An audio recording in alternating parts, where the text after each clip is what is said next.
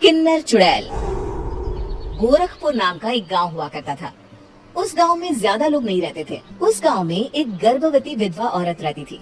उस औरत का नाम कमला था। कमला अपने घर में अकेली रहती थी। उसके पति की सारी जायदाद उसके नाम हो गई थी, पर सभी गांव वाले उस औरत को मनहूस औरत समझा करते थे और सभी उससे नफरत किया करते थे। एक बार कमला राशन की दुकान पर खाने का सामान खरीदने जाती है। भैया जी, जरा 1 किलो दाल चावल देना। अरे हाय हाय हाय हाय हाय, अरे मनहूस औरत, मेरी दुकान में अपशुगन करवाने आ गई क्या? है? चल जा यहाँ से, मैं कुछ नहीं देने वाला हूँ तुझे। भाग भाग यहाँ से, चल जा निकल।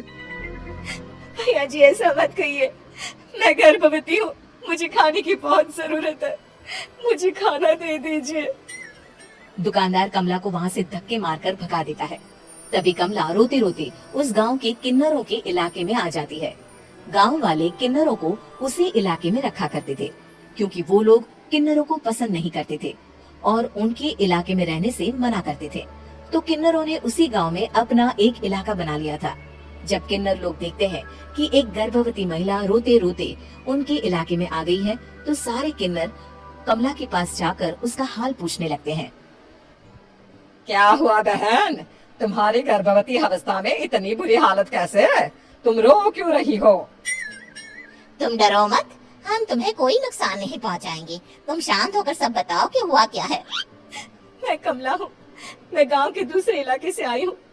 2 महीने पहले ही मेरे पति की मौत हुई है। मुझे गांव के लोग मनहूस मानते हैं, क्योंकि मैं विधवा हूँ और गर्भवती भी। वहाँ के लोग मुझे खाने के लिए कुछ बेचने के लिए भी तैयार नहीं, जिससे मेरा गुजारा नहीं हो रहा था। कोई बात नहीं कमला, हम तुम्हारा ख्याल रखेंगे। किन्नर लोग कमला को एक खाली घर में रहने के लिए जगह दे देते हैं और उसकी देखभाल भी करते हैं। कुछ ही महीने बाद कमला अपने बच्चे को जन्म देती है, पर अफसोस कमला बच्चे को जन्म देते ही अपनी जान गंवा देती है। जब सब किन्नर बच्चे को देखते हैं तो बहुत खुश हो जाते हैं, क्योंकि वो बच्चा भी किन्नर ही था। कमला ने एक किन्नर बच्चे को जन्म दिया था। अब इस बच्चे की देखभाल कौन करेगा? हम तो इस बच्चे को गांव के दूसरे इलाके में भी नहीं भेज सकते। अरे तो क्या हुआ, इस बच्चे की माँ नहीं रही तो हम इसे पालेंगे। अब ये हमारे इलाके में रहेगा, हमारे साथ रहेगा। फिर वो किन्नर उस किन्नर बच्चे को गोद ले लेते हैं, उसका नामकरण कराते हैं। उस किन्नर बच्चे का नाम शक्ति रखा जाता है। देखते ही देखते शक्ति बड़ी होने लगती है। उसके रंग रूप बहुत सुंदर थे।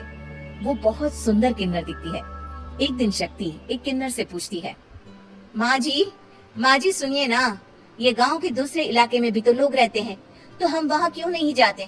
हम उनसे अलग क्यों रहते हैं? शक्ति, क्योंकि वो लोग हमारे जैसे नहीं, वो लोग हमें पसंद नहीं करते, इसीलिए हम उनसे अलग रहते हैं। क्यों? वो हमें क्यों पसंद नहीं करते? मुझे एक बार उस इलाके में जाना है, मैं एक बार वहाँ जाकर घूम कर आऊँ। शक्ति, खबरदार, जो तू उस इलाके में कभी भी गई तो अपनी जान नहीं गंवाना चाहती तो उस इलाके में कभी कदम भी नहीं रखेगी, समझी? इतना कहकर वो किन्नर वहाँ से चली जाती है। शक्ति उस किन्नर की बात सुनकर बहुत रोती है। माँ जी ऐसा कैसे कह सकती है? उन्होंने इतनी सी बात के लिए मुझे इतना डांटा। अब तो मैं उस इलाके में जरूर जाऊंगी। फिर एक दिन शक्ति गांव के दूसरे इलाके में चुपके से जाती है। ये लोग तो हमारे जैसे ही इंसान है, तो ये हमसे नफरत क्यों करते हैं? जब शक्ति उस इलाके में पहुंचती है तो गांव के सारे आदमी उसके रूप से मोहित हो जाते हैं। वो लोग ये अंदाजा नहीं लगा पाते कि वो किन्नर है। शक्ति की सुंदरता देखकर सारे गांव वाले उसकी तारीफ करने लगते हैं।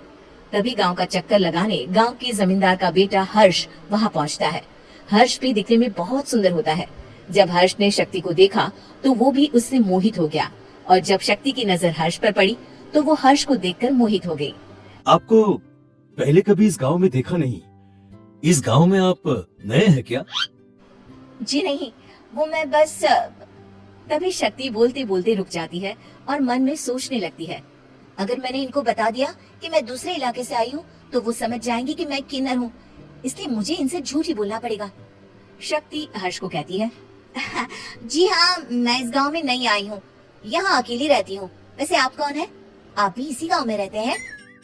जी हाँ, मैं इस गांव के जमींदार का बेटा हूँ। आपको किसी भी चीज की जरूरत पड़े तो आप मुझे बता देना, मुझे अच्छा लगेगा।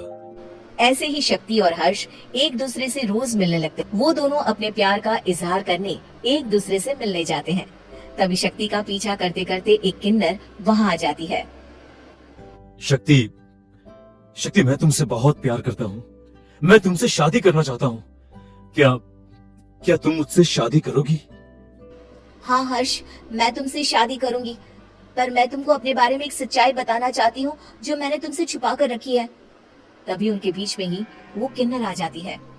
शक्ति, तेरी हिम्मत कैसे हुई ऐसा करने की? वो किन्नर शक्ति को खींचकर गांव के जमींदार के पास ले जाती है। हर्ष भी वहाँ शक्ति को बचाने के लिए पहुँच जाता है।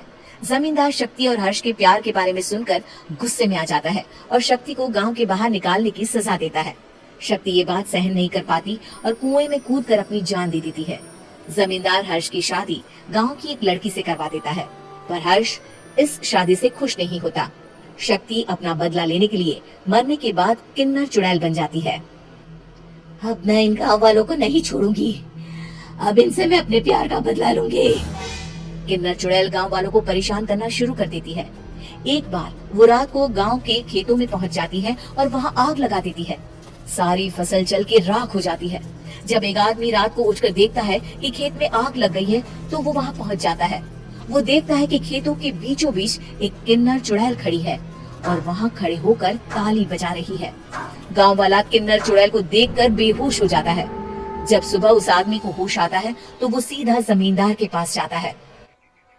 अरे जमींदार साहब, अरे वो किन्नर चुड़ैल ने मेरी सारी फसल जला दी। अब मैं क्या करूंगा? क्या होगा मेरा? जमींदार चुड़ैल किन्नर का नाम सुनते ही सब कुछ समझ जाता है। अब वो बहुत डर जाता है। उसी रात को जब जमींदार डर के मारे अपने कमरे में सो नहीं पाता, तभी वहाँ अचानक से किन्नर चुड़ैल आ जाती है। किन्नर चुड़ैल जोर जोर से जमींदार के आगे खड़ी होकर हंसने लगती है और ताली बजाने लगती है। जमींदार उस डरावनी किन्नर चुड़ैल को देखकर बहुत डर जाता है। तूने मेरे साथ बहुत बुरा किया, अब मैं तुझे जान से मार दूंगी। नहीं नहीं नहीं नहीं, नहीं। मुझे माफ कर दो, मुझे मत मारो। मैं कभी ऐसा दोबारा नहीं करूंगा। अब तुम जो बोलोगी वही मैं करूंगा। ठीक है, मैं चाहती हूँ कि किन्नर इलाका गांव के इलाके से जुड़े और गांव का कोई भी आदमी किन्नर समाज से द्वेष न करे, उससे नफरत न करे, नहीं तो मैं सारे गांव को मार दूंगी। और तुम गांव में एक नया कानून बनाओ कि अगर किसी ने भी किन्नर समाज को हानि पहुंचाने की कोशिश भी करी या इनसे भेदभाव करने की भी कोशिश करी तो उनको कड़ी से कड़ी सजा मिलेगी। हाँ, मैं ऐसा ही करूंगा। तुम जो बोलोगी वो मैं करूंगा, पर मुझे जाने दो प्लीज। तब वो किन्नर चुड़ैल वहाँ से चली जाती है। गांव का जमींदार किन्नर चुड़ैल का कहा मानते हुए दोनों इलाकों को एक कर देता है और नया कानून भी लागू कर देता है। तब से वहाँ किन्नर समाज और बाकी गांव वाले शांतिपूर्वक रहने लगते हैं।